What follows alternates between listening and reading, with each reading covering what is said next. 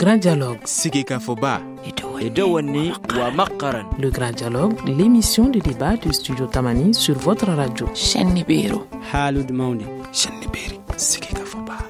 Le grand dialogue. Le grand dialogue. Mesdames, Messieurs, bonsoir. Nous sommes mardi 10 novembre 2015. Bienvenue à cette émission consacrée aujourd'hui à la Journée internationale des droits des enfants avec le thème suivant au Mali, un système de protection renforcé pour zéro tolérance aux violences faites aux enfants. Et nous avons 3 experts pour en parler aujourd'hui dans ce studio. Alimatou Maïga, assistante au projet DCEPAT Luxembourg. Aïssata Bokoum, présidente du Conseil consultatif des enfants du Mali, des jeunes et enfants du Mali, j'y arrive, et Maître Hyacinthe Koné, avocat traitant des questions de violence. Alors merci à vous pour votre présence, je suis Famoussa Sidibé et Nouhoumdire est à la technique. Studio Tamani. Cette année donc au Mali, voici le thème retenu pour dans le cadre donc de la Journée internationale des enfants, un système de protection renforcé pour zéro tolérance aux violences faites aux enfants. Selon les organisations de défense du droit des enfants, les enfants victimes de violences sont dans leur immense majorité abandonnés et sans protection ni soins. Les violences, qu'elles soient physiques qu'elles soient physiques, et psychologiques ou sexuelles, émanant de membres de la famille ou institutionnelle, sont une atteinte grave à leurs droits, à leur dignité, à leur intégrité physique et psychique.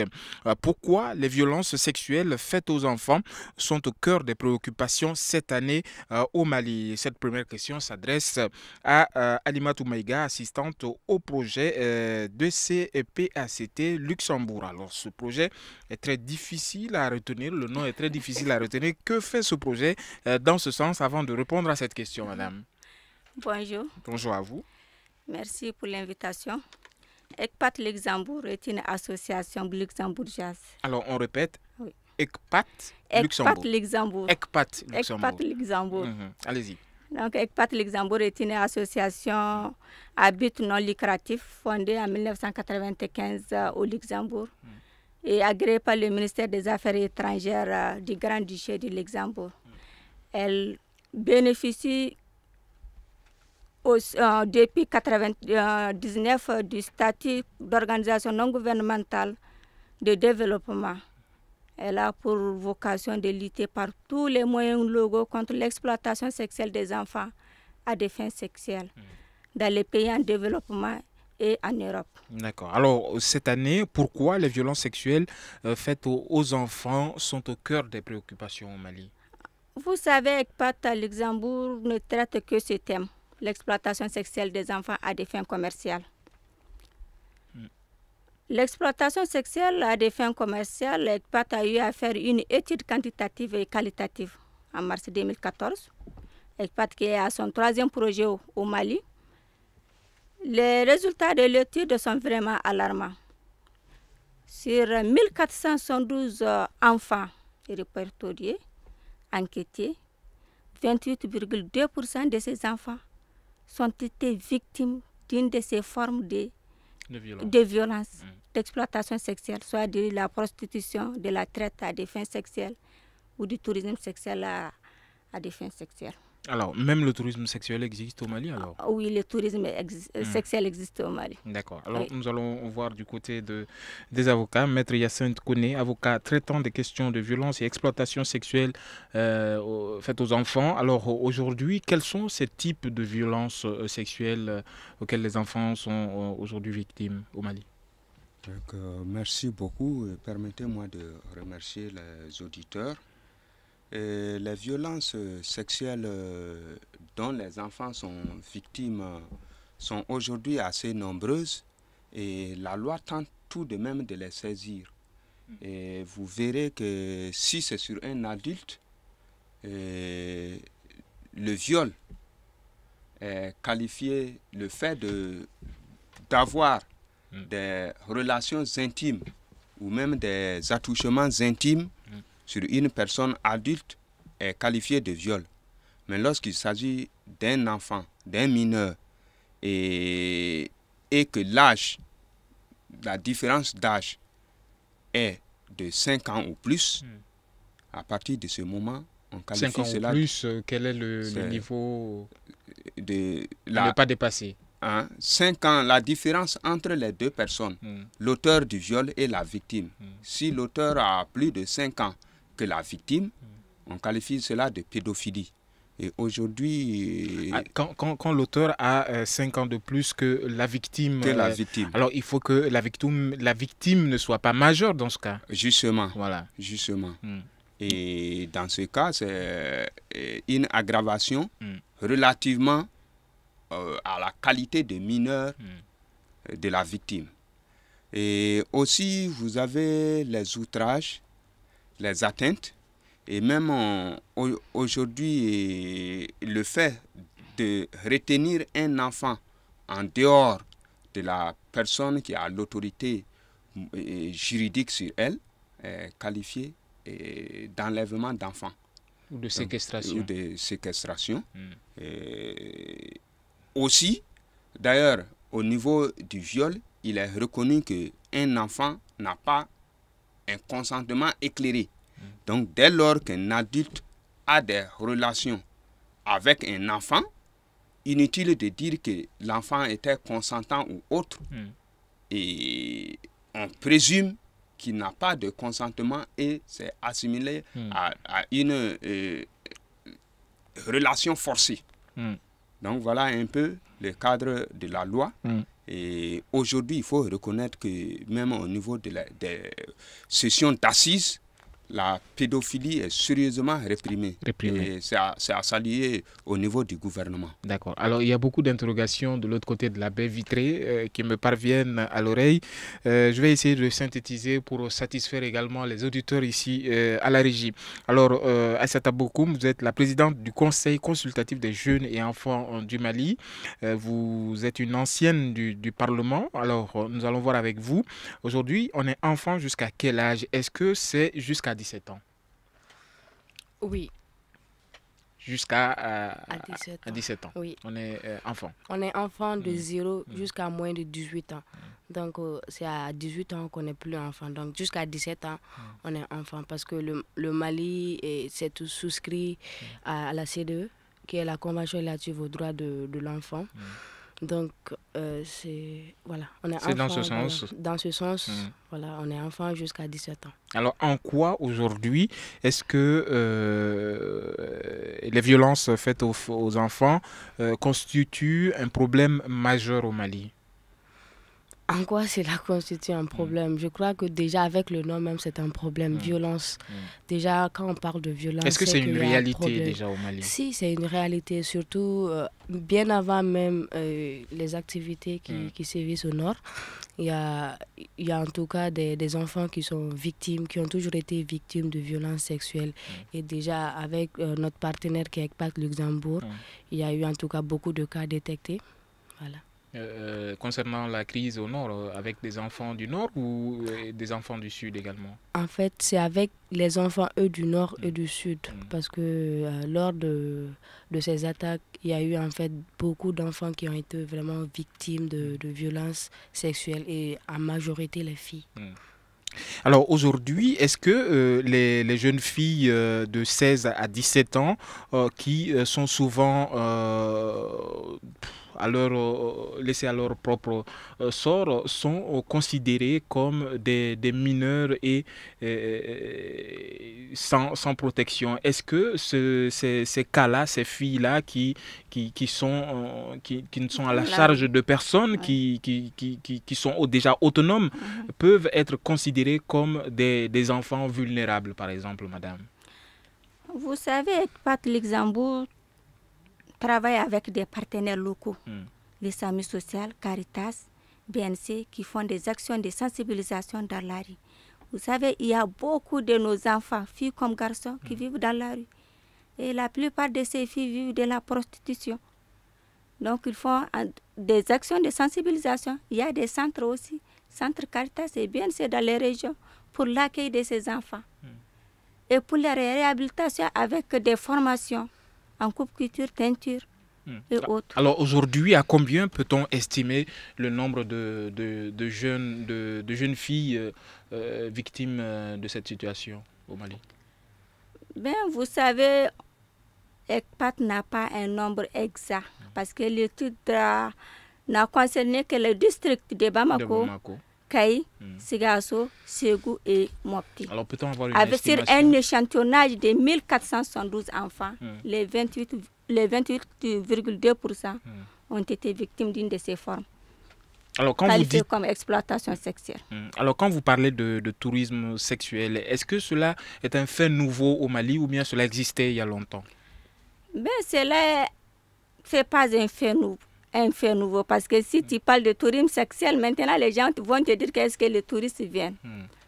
Les touristes viennent, il y a le tourisme sexuel. Les touristes, ce n'est pas seulement le blanc qui quitte l'Europe pour venir en Afrique ou bien dans un pays en développement. Non. Le tourisme est défini comme toute personne qui quitte sa localité pour aller dans une autre localité et passe plus d'une nuitée. Donc on peut être touriste dans son propre pays? Dans son propre pays. D'accord. Oui. Alors, maître, aujourd'hui, est-ce que vous avez un dossier traitant d'un cas similaire sur votre table? Oui, des dossiers comme ça, il y en a plein. Malheureusement, je dois dire qu'il y a aussi, vous savez, tout ce qui est dans le cadre de la justice, souvent régi par le secret professionnel, d'abord le secret de l'instruction, et aussi en matière de mineurs, vous constaterez même que pendant les audiences, on fait le huis clos. C'est pour préserver la réputation de l'enfant quand il sera adulte. Sinon, en réalité, les statistiques sont en dessous de la réalité. Aujourd'hui, le phénomène est grandissant. Et déjà, dès le départ, c'était sérieux. C'était sérieux.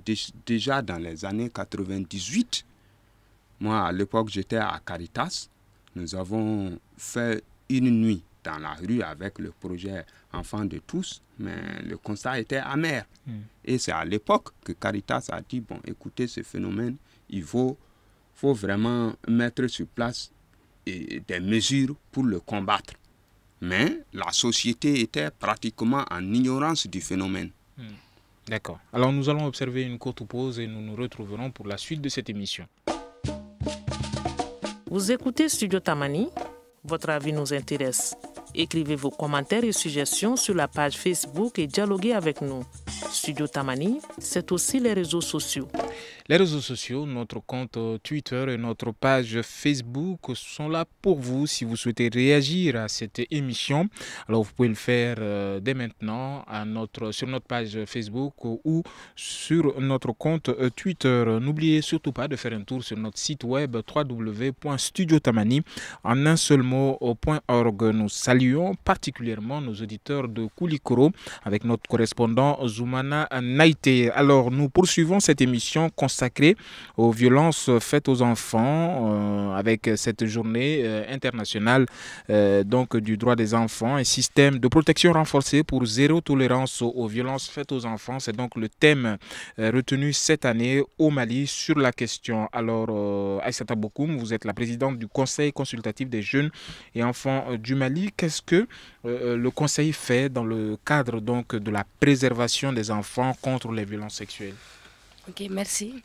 D'abord, je tiens à remercier, je l'ai pas fait au début, je tiens à remercier en tout cas notre partenaire Terre des Hommes pour nous avoir invités sur ce plateau.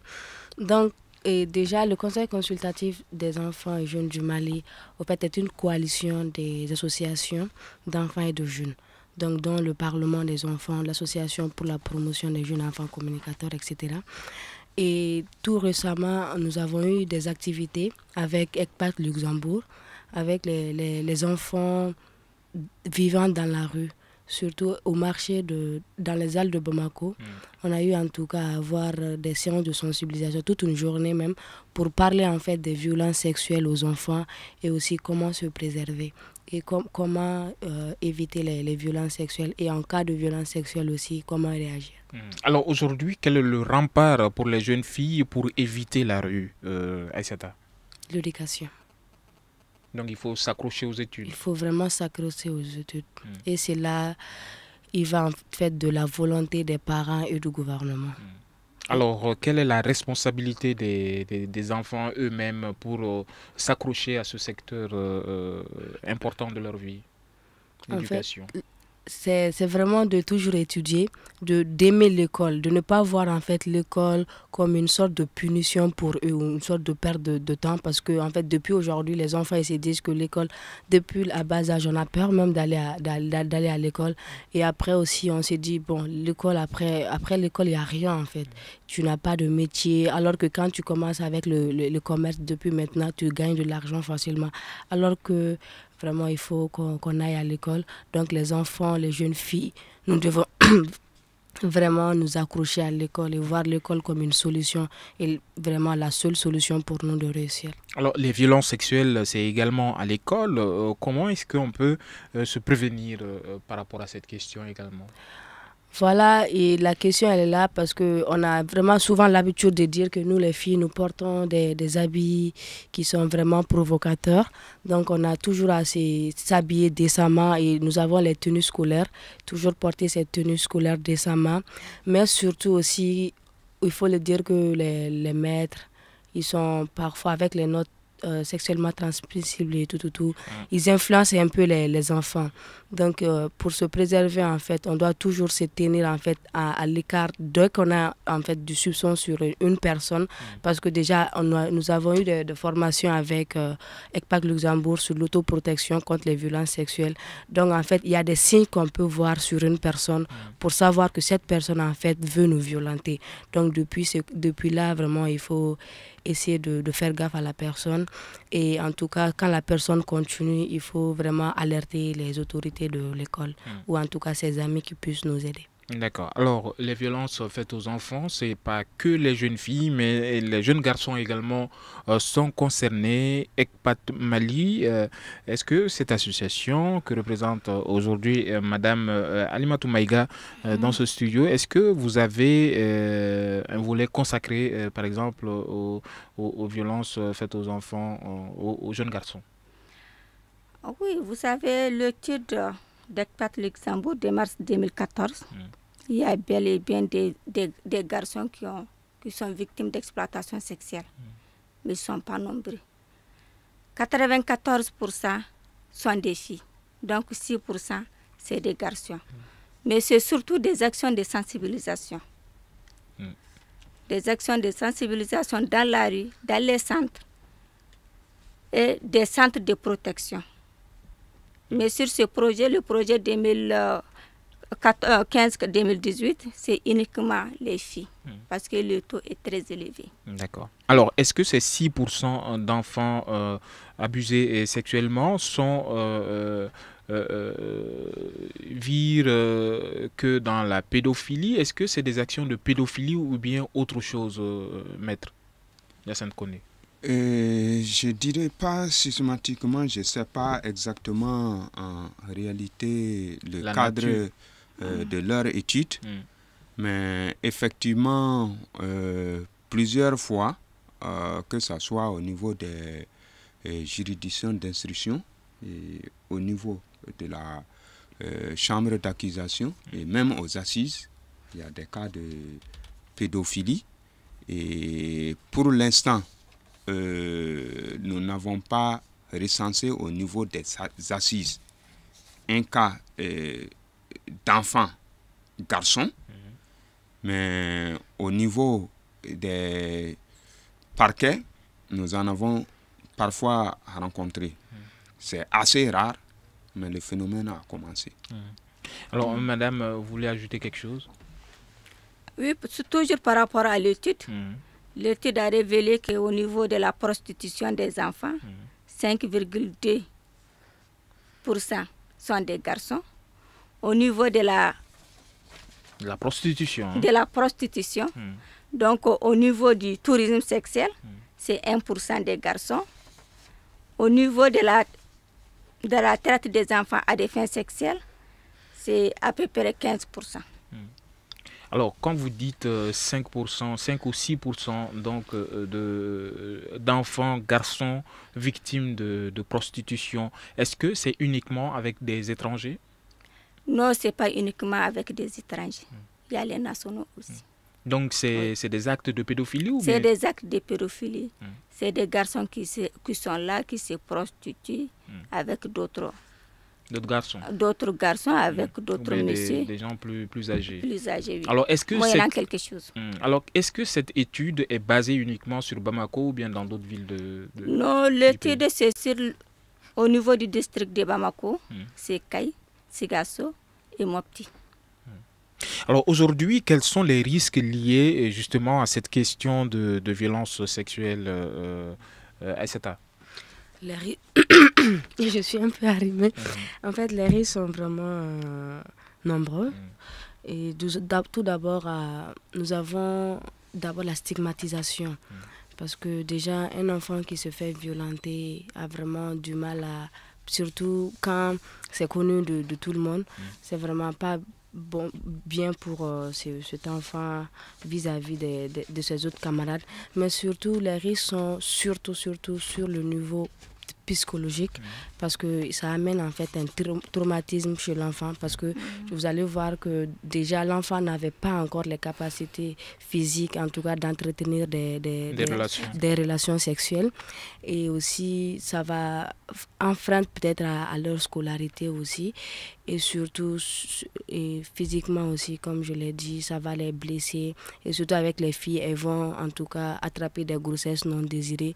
Vraiment, il y a beaucoup de risques par rapport à ça chez les enfants. Alors, est-ce qu'il y a assez de centres d'écoute et d'orientation des enfants victimes d'abus sexuels? Peut-être Mme Maïga, Alimatou? Oui, ECPAT travaille avec des partenaires, comme je l'ai dit au début. Sami Social, Caritas qui a un centre à Bamako, Sami Social qui fait des maraudes au niveau... Alors, que fait Terre des Hommes dans tout ça? On voit beaucoup un partenariat avec peut-être vous, avec le Conseil consultatif des enfants. Peut-être Maître également bénéficie de ce partenariat avec Terre des Hommes. Mais concrètement, qu'est-ce que Terre des Hommes fait dans ce sens? Est-ce que vous pouvez nous donner une idée? Non, à vrai dire, je ne connais pas les actions de Terre des Hommes. C'est tout. Okay. Nous venons aussi juste de créer un partenariat avec l'ONG Terre des Hommes. Ça allait être mieux en tout cas de voir un représentant de Terre des Hommes pour nous parler réellement des actions que Terre des Hommes entreprend dans ce sens-là. D'accord. Alors, Madame Maïga, vous étiez sur une explication? Oui, c'est l'orientation. L'orientation. Allez-y. Nous orientons les enfants victimes d'exploitation sexuelle ou qui sont à risque même, parce qu'il y a des enfants qui vivent dans la rue. Donc vous avez un centre d'écoute? Des centres d'accueil. Des centres d'accueil. Vous les appuyez ou bien vous avez carrément un centre d'accueil? On a un partenaire qui a un centre d'accueil à Bamako. Il y a un autre Caritas. Il y a le partenaire BNC qui a des centres d'accueil à Ségou, Sigasso et Mopti. Alors, est-ce que... pourquoi... Pour la prise en charge de ces filles exposées ou victimes qui acceptent de venir dans les centres d'accueil. On a un psychologue pour la prise en charge aussi de ces enfants. Alors, vous avez cité Ségou et Sigasso. Est-ce que cela veut dire que cette question d'abus sexuels sur les enfants est plus visible, ou bien ces cas sont plus répertoriés dans ces zones-là qu'ailleurs dans le pays? Ségou et Sigasso. Les zones ont été désignées parce que Ségou, on sait bien avec le festival. Zone touristique, Mopti aussi. Zone touristique et une ville pourvoyeuse, une région pourvoyeuse de beaucoup de filles migrantes vers les grandes villes. Il y a Sigasso qui fait frontière avec la Côte d'Ivoire. D'accord. Alors, Maître veut ajouter quelque chose? Oui, relativement au centre d'écoute, j'ai saisi cette occasion pour interpeller la société et surtout nos autorités. Parce qu'au-delà même de la prise en charge des enfants victimes de violences sexuelles, il y a un problème qui est là. parce que souvent, ces centres non seulement ne sont pas nombreux, mais leurs ressources sont tellement limitées que parfois, nous avons, moi en tant qu'avocat, intérieurement, j'ai des difficultés et je ne suis pas heureux parfois lorsque on libère un enfant. Parce que en le libérant, il se retrouve dans la rue souvent et exposé à toutes sortes de risques.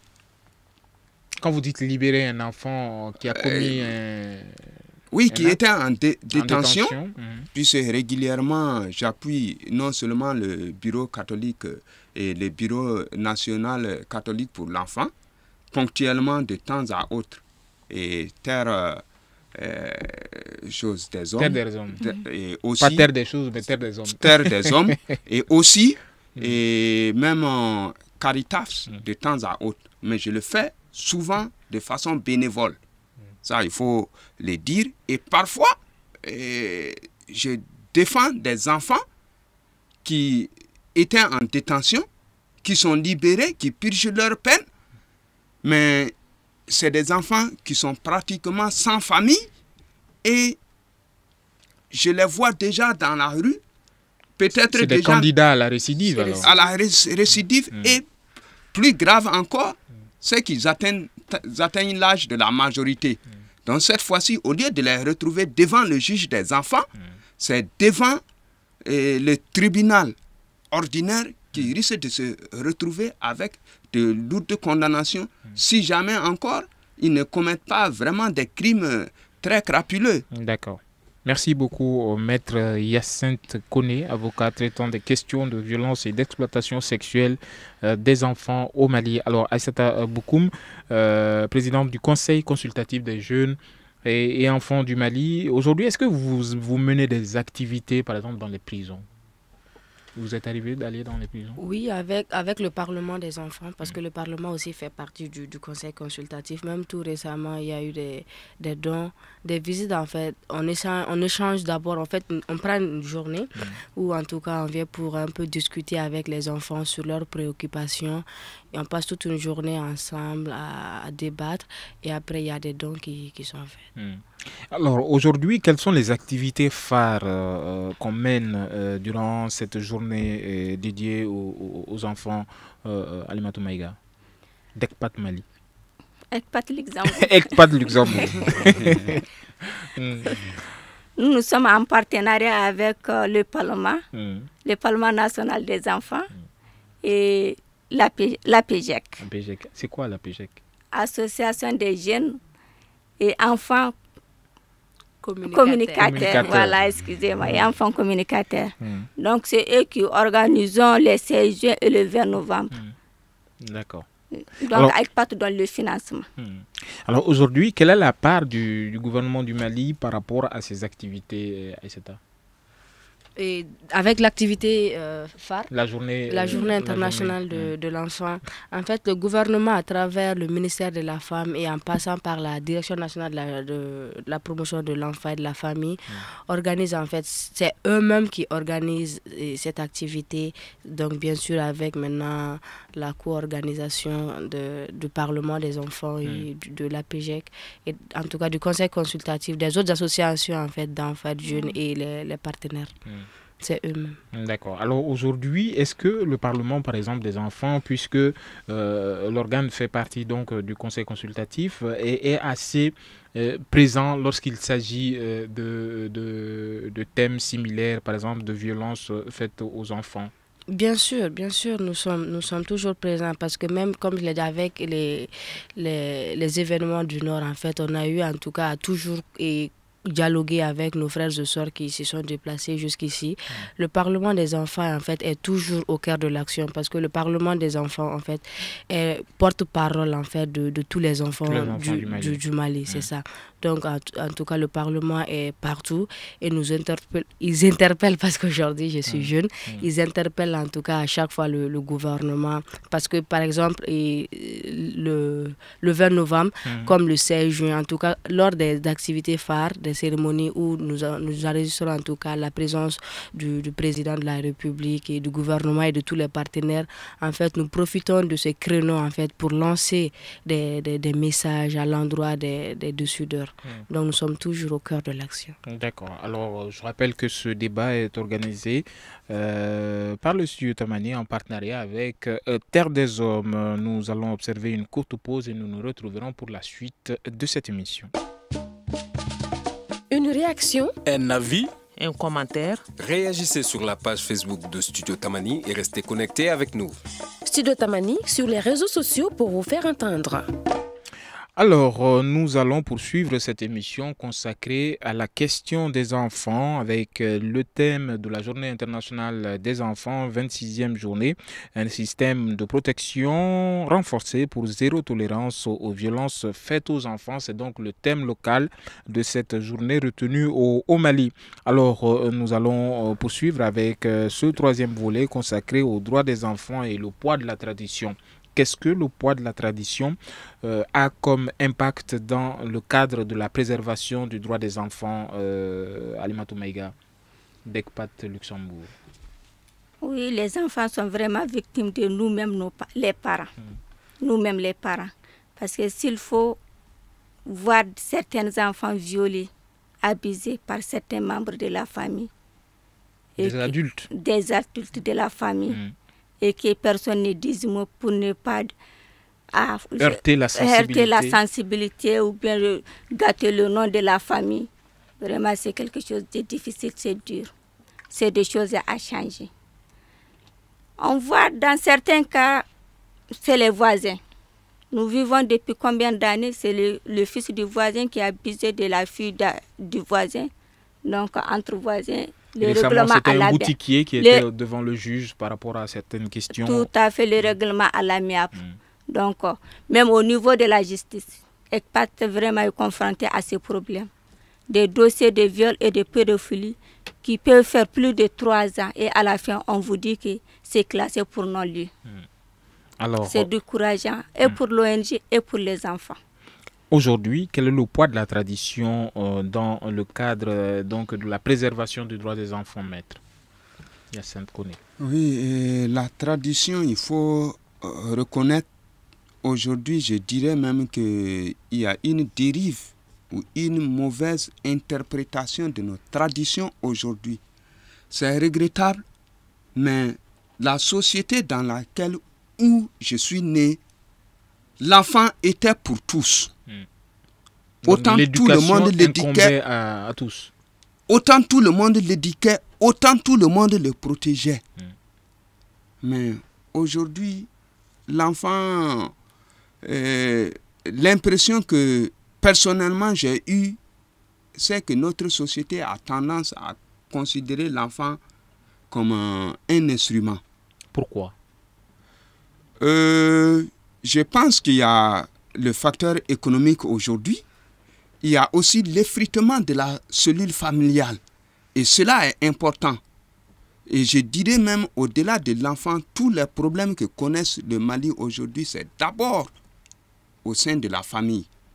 Lorsque le chef de famille n'est plus responsable, il ne sait même pas où se trouvent ses enfants dans la journée. Il ne se soucie pas de leur éducation. Il y a problème. On éduque plutôt, je dirais qu'on cultive plutôt des délinquants que d'éduquer des enfants.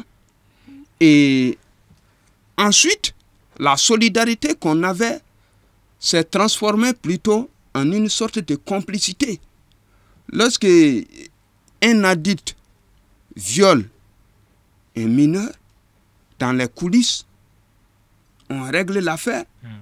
On évite de l'ébruiter.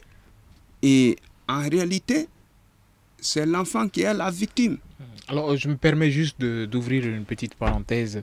Quand vous dites qu'auparavant, l'éducation des enfants incombait à tout le monde, que ce soit le chef de la famille, les voisins, les enseignants, tout le monde participait à cela. Aujourd'hui, le châtiment corporel, par exemple, qui existait dans les écoles, n'existe plus. Est-ce que vous pensez que le système également, les autorités également participent à cette désintégration de la société? Je suis d'accord que le châtiment corporel soit banni. Vous êtes parce que je suis pour qu'on supprime le châtiment corporel. Mais il y a d'autres formes sous lesquelles tout le monde peut intervenir. Comme moi, aujourd'hui, mon enfant, quand je lui dis, écoute, tu as dépassé les limites, arrête-toi là, il est obligé de s'arrêter. Ça veut dire que vous avez une certaine autorité, et cette autorité, elle se cultive dans l'éducation. Alors, il y a une parlementaire, ancienne parlementaire, qui veut réagir. Alors, j'espère que ce n'est pas sur la question du châtiment corporel, car j'y tiens beaucoup.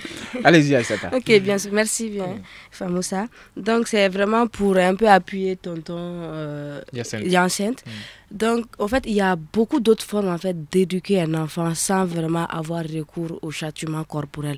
Par exemple, moi, je suis d'une famille et je vous assure, ma maman, elle n'a pas besoin, depuis que j'étais enfant, elle n'avait pas besoin en fait, de me taper pour que j'arrête quelque chose.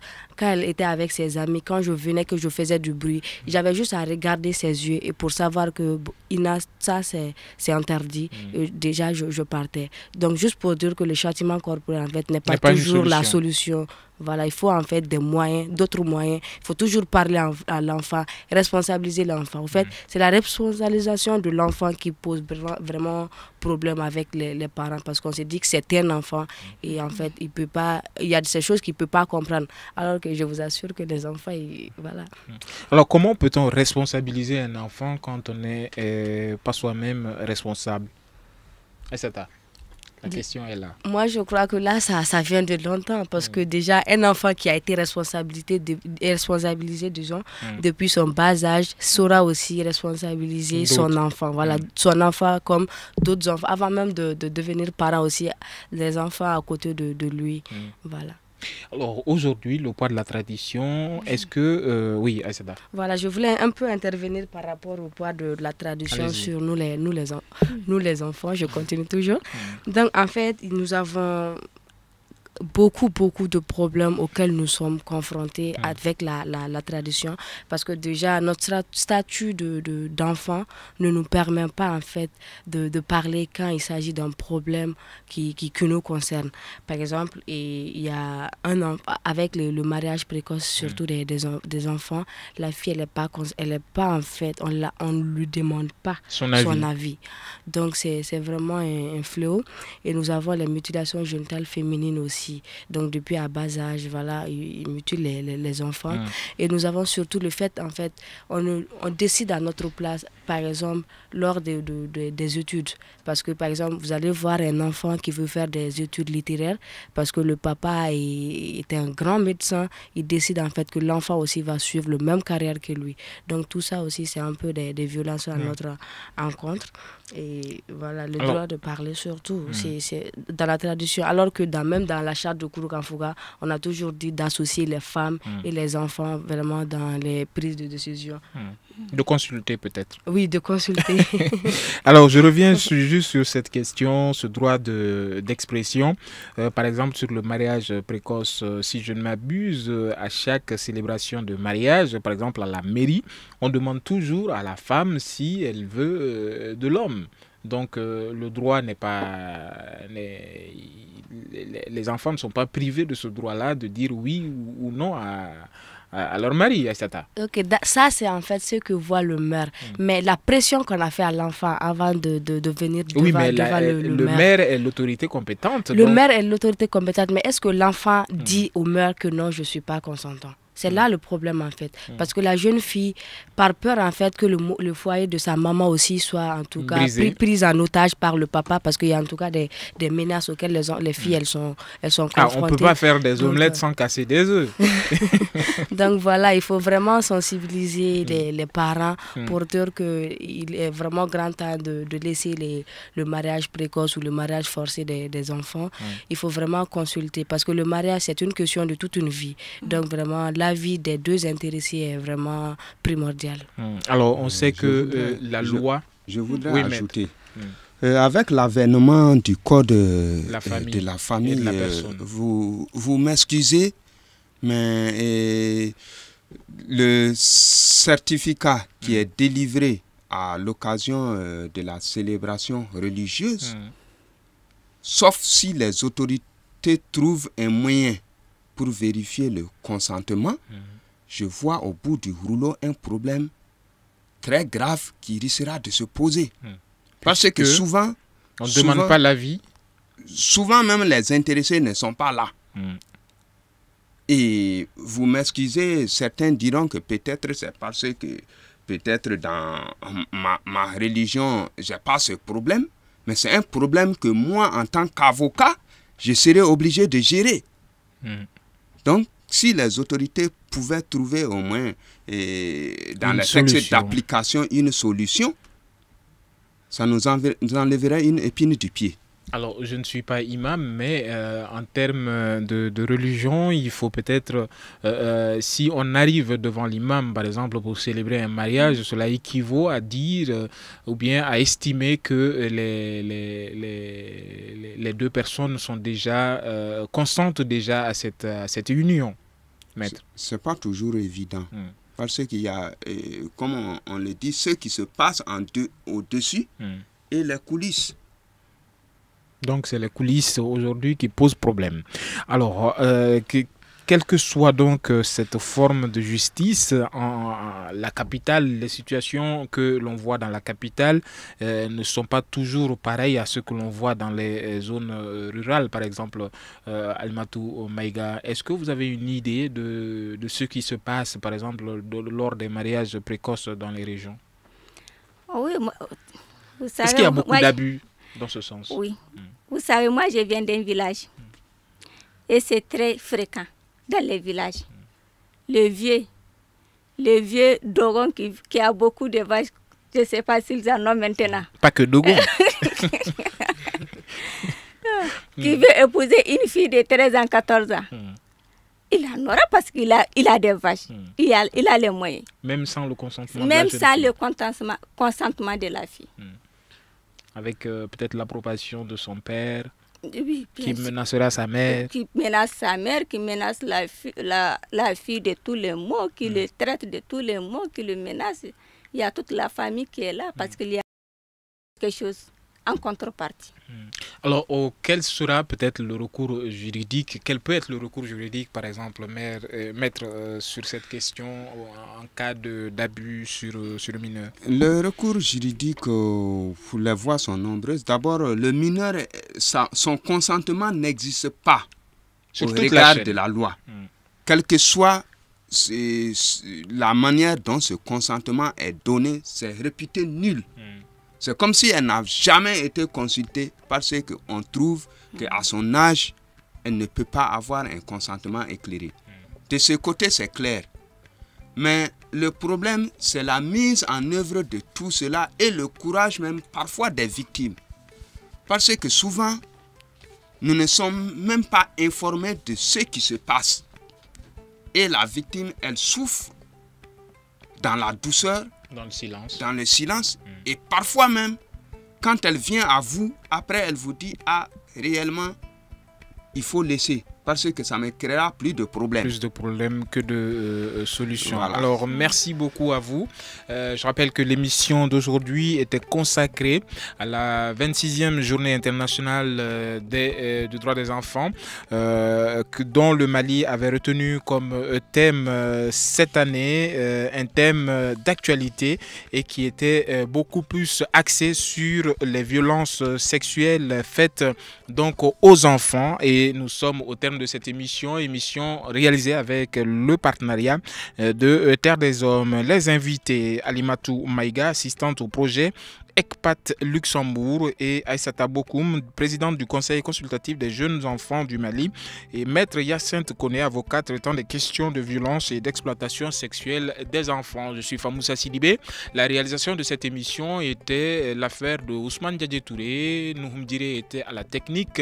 Lassina Sinantao était à la régie vidéo. Alors nous vous disons bonsoir et à demain pour un autre débat.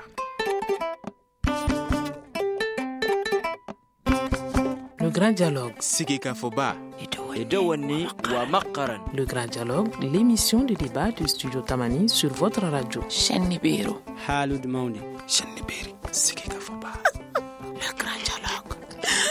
Le Grand Dialogue.